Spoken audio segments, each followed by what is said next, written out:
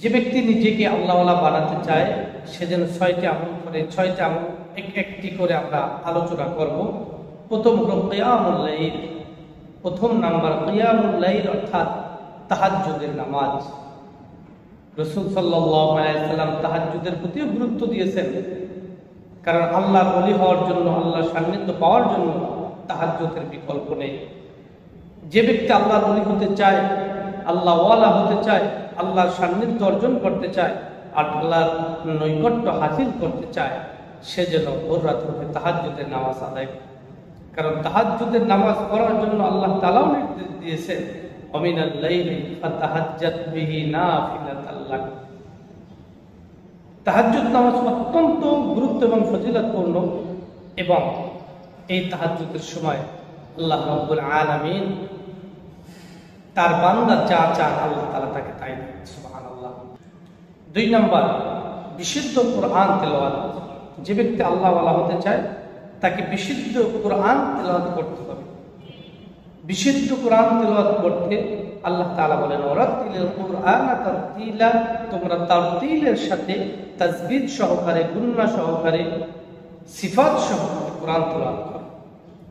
যে কোরআন তেলাওয়াত শুনে মানুষ তোমাকে শুধু বলবে না যে এত সুন্দর তেলাওয়াত, এই কথা না, তারা চিন্তা করবে আল্লাহ এত সুন্দর মানুষের তিলাওয়াত, তাহলে আল্লাহ রাব্বুল আলামিন কিয়ামতের ময়দানে, হাশরের ময়দানে যে তিলাওয়াত করবে তার তিলাওয়াতটা কতই মধুর হবে, কতই সুন্দর। সুবহানাল্লাহ।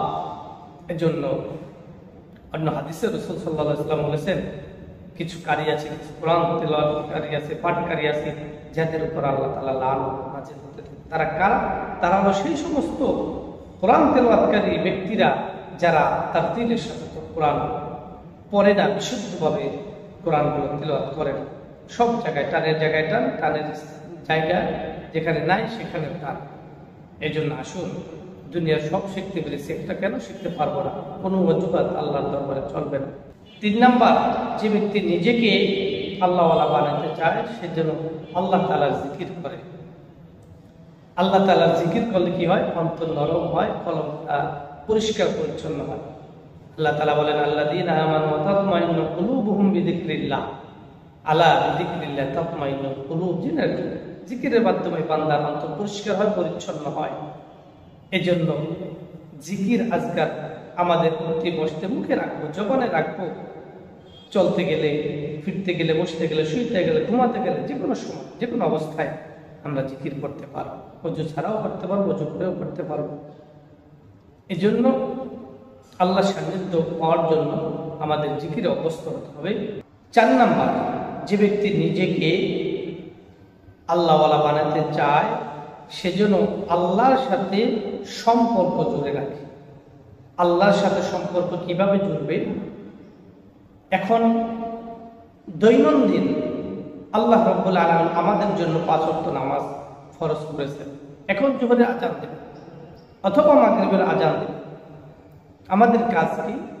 আল্লাহর সাথে সম্পর্ক জুড়ানো। আযানের সাথে সাথে আমরা মসজিদে চলে আসি।